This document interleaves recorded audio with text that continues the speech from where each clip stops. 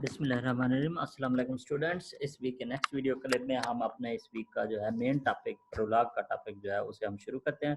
Prologue is basically programming environment specialized for artificial intelligence. इसमें built in inference engine होता है अ, और इसमें सिर्फ हम जो है नॉलेज अगर फीड करें तो फिर हम उसकी बेस पे नॉलेज को यूटिलाइज करते हुए प्रोलॉग इन्फ्रेंस इंजन हमें जो है क्यूरीज का आंसर जो है वो प्रोवाइड कर सकता है। तो Prolog basically stands for programming and logic. It is basically declarative language, non procedural है। किस तरह से रिजल्ट आ रहा है वो प्रोलॉग का अपना काम है। वो प्रोग्रामर जो है वो इनकोड नहीं करता। प्रोग्रामर सिर्फ अपनी क्यूरीज जो है या गोल की स्टेटमेंट जो है वो राइट करता है तो उसका आंसर आता है। इसी तरह से जैसे आपकी जो सीक्वल लैंग्वेज है, स्ट्रक्चर्ड क्यूरी लैंग्वेज, एसक्यूएल भी आपसे कहते हैं, वो भी डिक्लेरेटिव लैंग्वेज है। तो उसमें भी क्यूरी किस तरह से रिजल्ट दे रही है वो इन्फ्रेंस जो सीक्वल इंजन होता है उसका अपना काम होता है। तो वो प्रोग्रामर के कंट्रोल में नहीं होता, वो इन्फ्रेंस इंजन का काम होता है। तो यहाँ पे भी प्रोलॉग हमें जो है मैचिंग की बेस पे ऊपर जो है हमें रिजल्ट्स जो है वो जनरेट करता है।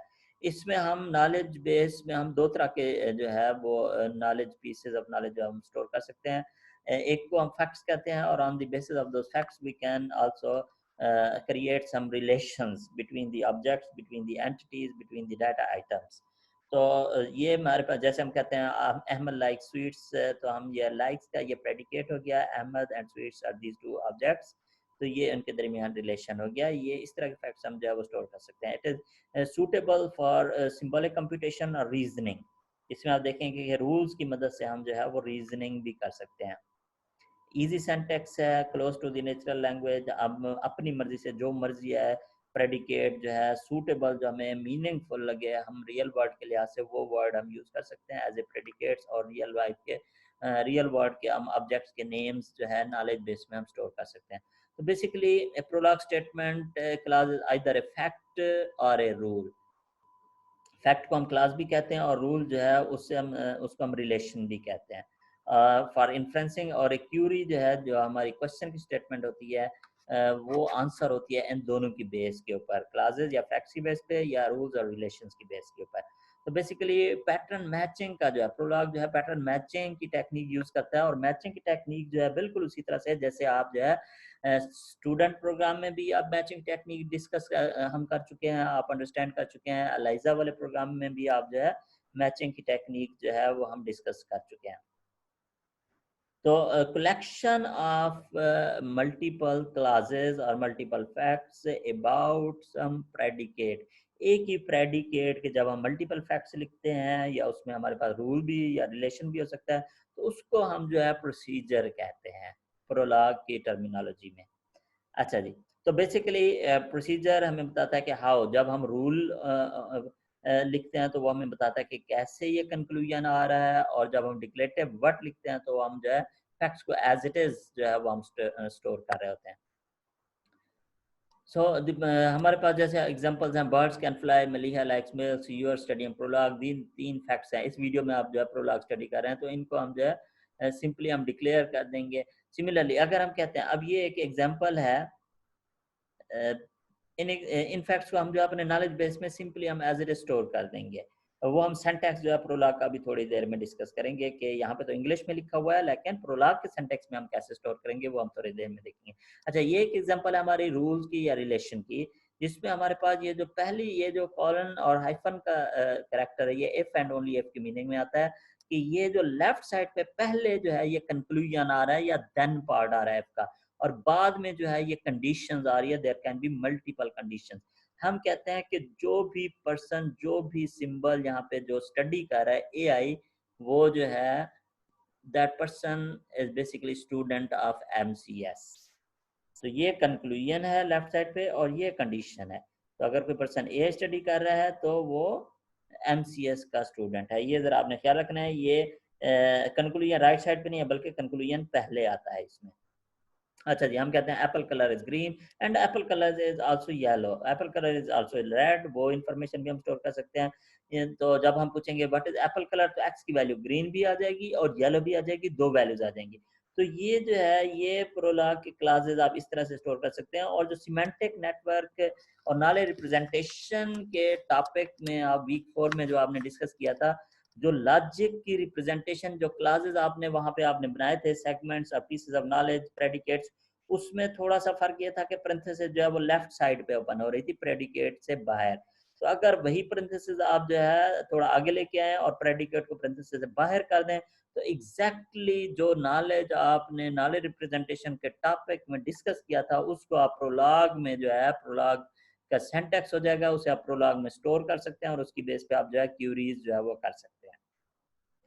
अच्छा जी, तो इसमें हम जो है पहली एग्जांपल से शुरू करते हैं। फैमिली ट्री एग्जांपल है, क्लासिकल एग्जांपल है, एआई की बुक्स में जो है, स्पेशली प्रोलॉग की बुक्स में जो है इसे काफ़ी डिस्कस किया गया है। हमारे पास जो है वो 7 पर्सन्स हैं, जिनमें जो है पेरेंट चाइल्ड का रिलेशन है। ये जो एरो है ये पेरेंट के रिलेशन को शो कर रहा है कि Pam is parent of Bob, similarly Tom is parent of Bob. ये दो पेरेंट्स हैं बॉब के। Similarly Tom also has another child जिसका नाम लिज है। Bob is parent of Pat, Bob is parent of Ann, Bob has 2 children. Similarly Pat is parent of Jim. तो ये हमारे पास एक फैमिली ट्री है जिसमें हमारे पास पेरेंट्स भी हैं। बेसिकली लॉजिकली ये ग्रैंड पेरेंट और ये ग्रेट ग्रैंड पेरेंट बन जाते हैं। तो उर्दू में हम जिन्हें दादा दादी और नाना नानी कहते हैं, तो ये उस तरह का रिलेशन बन गया। लेकिन यहाँ पे ये जो एरो है सिर्फ ये पेरेंट के वर्ड को, पेरेंट के रिलेशन को डिस्क्राइब कर रहा है। तो इसकी बेस पे हम जितने भी बाकी फैमिली के रिलेशंस होते हैं उनको हम रूल्स की मदद से या प्रोलॉग के सिंटैक्स में हम जो है वो डिफाइन कर सकते हैं। अच्छा जी, अभी पहला काम है कि पहले तो इस नॉलेज को हमने जो है वो स्टोर करना है। और ये हमारे पास जो है कितने रिलेशंस हैं, जितने एरोज हैं हमारे पास, ये 3 और 3 6 पेरेंट के क्लासेस आएंगे, क्योंकि ये हमारे पास जो है 6 एरोज हैं। तो हर एरो जो है वो एक पेरेंट के रिलेशन को शो कर रहा है बिटवीन 2 पर्सन्स। तो यहाँ पे जो हम क्लासेस में लिखेंगे, क्लासेस के अंदर हम लिखेंगे parent पैम Bob, पैम is parent of Bob. Similarly parent Tom Bob, parent Tom Bob. यहाँ पे फुल स्टॉप आएगा। प्रोलॉग के सिंटैक्स में अभी हम थोड़ा सा देखना शुरू हो गए हैं, तो हम उसी के मुताबिक थोड़ा लिखने की कोशिश करते हैं। अच्छा, इसी तरह से पेरेंट टॉम लेस, ये वाला एरो भी इंप्लीमेंट हो गया। Parent Bob Ann, parent Bob Ann भी हो गया। पेरेंट बॉब एट, ये एरो भी हो गया। पेरेंट बॉब पैट जिम, ये भी हो गया। तो इस तरह से हमारे पास जो है ये 6 पेरेंट की क्लासेस की मदद से हमने 7 पर्सन के दरमियान पेरेंट चाइल्ड का रिलेशन जो है वो अपने नॉलेज बेस में प्रोलॉग में हमने जो है वो स्टोर कर दिया। अच्छा, इसमें जो सिंटैक्स के लिहाज से आपको मैं इंपॉर्टेंट चीज बताता चलूँ, प्रोलॉग में जो सबसे इंपॉर्टेंट चीज है, प्रोलॉग इज केस सेंसिटिव। इसमें जो भी आप फैक्ट्स या प्रेडिकेट्स आप स्टोर करेंगे वो उनका जो है मस्ट है कि वो लोअर केस में होंगे। ये इंग्लिश के नेम है, अगर आप इंग्लिश में करें तो बी जो है वो अपर केस में होगा, जैसे यहाँ कमेंट में मैंने बी लिखा हुआ है, या पी जो अपर केस में होगा। लेकिन प्रोलॉग के सिंटैक्स में अगर आप इसे अपर केस में लिखेंगे तो ये गलत हो जाएगा। इसे जो है वो एज ए लॉजिकल वेरिएबल लेगा। जैसे पैटर्न मैचिंग में हमारे लॉजिकल वेरिएबल क्वेश्चन मार्क से या क्वेश्चन मार्क स्टार से शुरू हो रहे थे, तो यहाँ पे जो है logical variable in Prolog starts with the upper case alphabet, upper case character. अच्छा जी, तो अब जब हमारे पास ये 6 हमारे पास क्यूरी सॉरी हमारे पास फैक्ट्स जो है वो स्टोर हो गए हैं, पेरेंट चाइल्ड के स्टोर हो गए हैं, तो अब हम जो है डिफरेंट क्वेश्चन जो है कर सकते हैं। Is Bob parent of PAT, यहाँ पे मैंने इंग्लिश में लिखा हुआ इसलिए अपर केस में है। तो यहाँ पे हम सिंपली लिखेंगे पेरेंट बॉब पैट। तो ये चेक करेगा कि पेरेंट बॉब पैट हमारे पास है, पेरेंट बॉब पैट, यस ये हमारे पास है। तो बेसिकली ये वो जो हमने 6 क्लासेस जो है फैक्ट्स हमने स्टोर किए हैं उनसे ये मैच करेगा, तो ये एग्जैक्ट मैच जो है ये हो जाएगा। तो ये हमें जो है आंसर इसका यस रिटर्न कर देगा।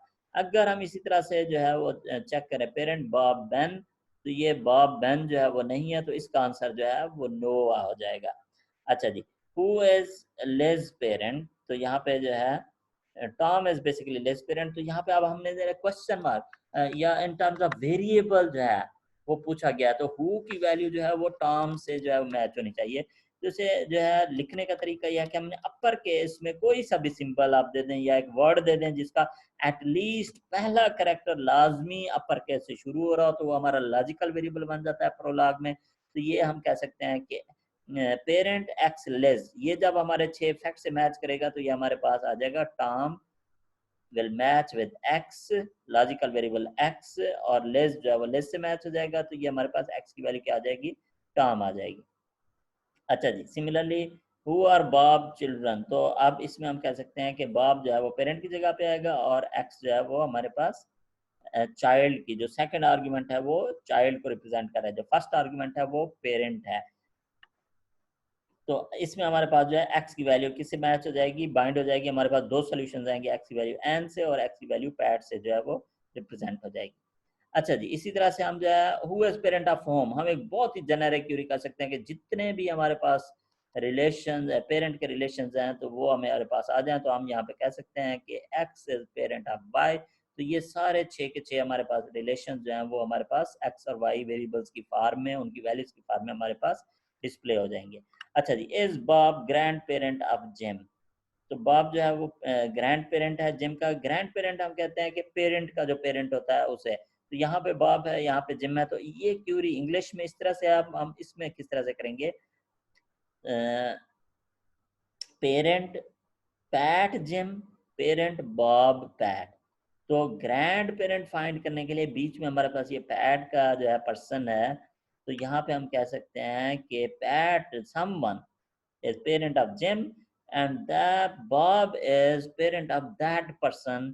इस केस में अभी हमने एग्जैक्ट वैल्यू दे दी है, तो ये भी हमें यस रिटर्न का देगा ये वाली क्यूरी। और इसे अगर हम ज्यादा जनरलाइज या प्रॉपर फॉर्म में लिखें तो maybe we don't know the person in between these grandparent and the grandson. तो ये हम जो है मे बी हमें उस पर्सन का नाम मालूम ना हो, तो उसे हम इन टर्म्स ऑफ वेरिएबल भी लिख सकते हैं कि there is some person who is parent of Jim and Bob is parent of that person। ये कामा जो है एंड को रिप्रेजेंट कर रहा है, क्यूरी के लिए जो है यहाँ पे फुल स्टॉप जो है वो रिटर्न हो जाएगा, लगाना जरूरी है एंड पे, ये नहीं लगाएंगे तो एरर आएगा। अच्छा, तो अब इसमें हमारे पास as a yes, as a answer तो आएगा यस, ट्रू आएगा आंसर, नो नहीं आएगा, फॉल्स नहीं आएगा। तो as a yes variable X की value Pat is equal to X is equal to Pat जो है वो भी रिटर्न हो सकती है, लेकिन वो एज ए यस रिटर्न होगी, एज ए ट्रू रिटर्न होगी। तो ये हमारे पास जो है इसी क्वेश्चन को करने के ये दो मुख्तलिफ तरीके हैं। ये ज्यादा जो है बेहतर है कि इसमें हमें जो है लाजमी नहीं कि हमें दरमियान वाले पर्सन का नाम मालूम हो।